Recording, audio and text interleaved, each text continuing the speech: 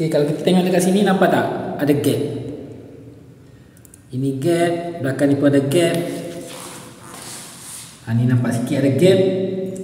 Jadi macam mana kita nak hilangkan gap ni? Sebab kalau kita ikat skru lagi boleh je. Cuma nanti soket ni benda ni akan jadi melengkung. Jadi kalau melengkung tak boleh lah. Pasal nanti kontak dalam plug ni dia akan rosak lah. Dia akan ada gap. Takut-takut tak cukup api nanti lah. Jadi macam mana kita nak hilangkan gap tepi plug ni? Ambil air paip, spam pinggan, perah. Lepas tu gosok tepi dia ni. Kena gosok biar dinding ni basah.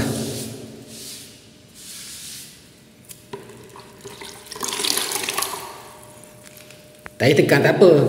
Kita nak bagi dia basah je. Keliling lah.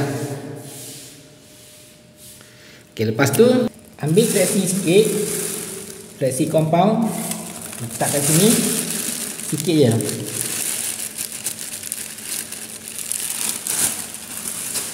Letak air paip sikit.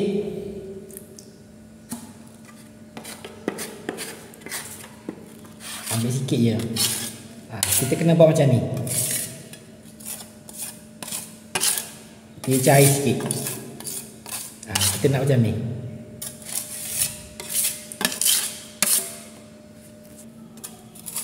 Kena sebagikan. Ambil scraper yang kecil ni, saus sikit, buat macam ni. Dan layan. Jangan tekan. Kalau tekan dia akan jadi macam ni. Nampak tak ada gap? Kita kena layan je. Okay, nampak tak? Dia dah hilang. Okay, yang ni buat ni sekali lagi. Pasal kita nak bagi lembut. Kalau kita biar lama nanti benda ni keras. Jadi kalau kita buat macam ni, dia akan jadi lembut balik lah. Dia buat atas pula. Layan je. Kalau kita tekan dia akan jadi ni. Nampak tak ada gap? Kita tak nak ada gap macam ni. Kita kena layan. Jadi tak nak gap ni kita kena layan lah. Yang ni kikil dulu. Ni layan je. Kita layan macam ni. Okay, nampak yang atas ni biar je. Kita settlekan yang gap dekat plug ni dulu. Yang ni okay, layan. Tutup je dulu gap dekat plug ni. Ni ambil balik. Dan kita batikan balik. Dia akan jadi lembut balik dah. Walaupun ni cepat keras, tapi kalau kita dah buat gini, dia akan jadi lembut balik. Lepas tu kita layan lagi. Kalau macam ni kan tak muat dengan frame pintu ni. Buat macam ni boleh ke? Kalau ada sekali kecil lagi elok lah. Layan je. Janji tutup dulu. Okay, kalau begini kita basahkan sikit. Ambil air basahkan sikit je. Bukan nak bagi dia cantik, kita nak bagi benda ni basah. Okay, tekan lagi. Okay. Layan je. Yang penting tutup je dulu. Lubang-lubang kat sini. Ni dah keras. Tengok kalau tak boleh buat layan. Kalau boleh cuba lagi ya, tengok. Okay. Dah keras, kita buat layan.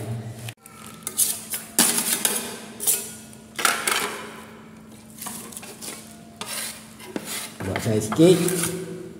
Macam gini ya.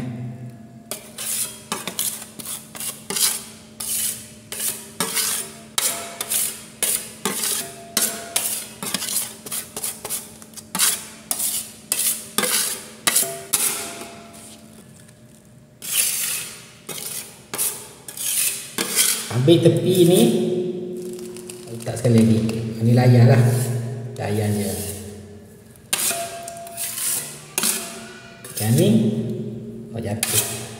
Yang ni bawa bawah. Layan je. Okay, tepi ni buat sekali lagi lah. Ni pun layan lagi. Di atas ni pun sama, layan lagi.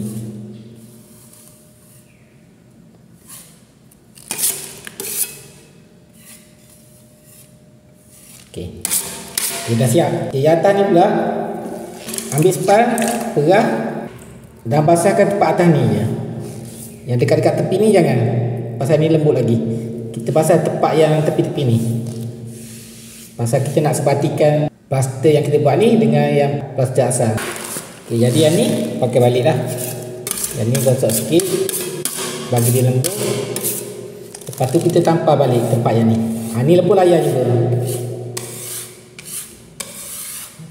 Okey, nampak tak? Dia sama. Kalau kita tak basahkan dengan span, nanti dia akan jadi perkudis ataupun jadi bersisik. Tak cantik lah. Okey. Kenapa ni?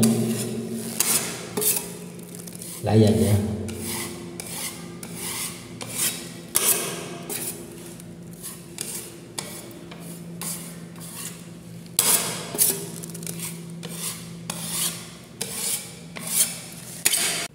Okay, kita tengok dekat sini dah cantik dah.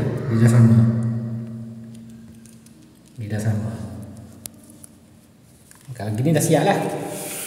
Cuma nampak sikit ni, kita bubuh lagi ya. Layan je. Tengahkan sikit. Okey dah.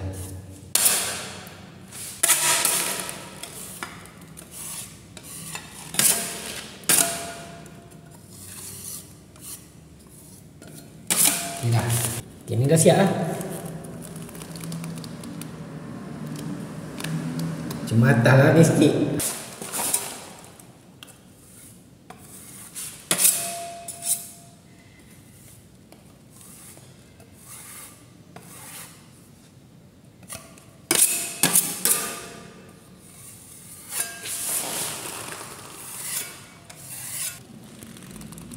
Yang ni pun dah okey. Yang bawah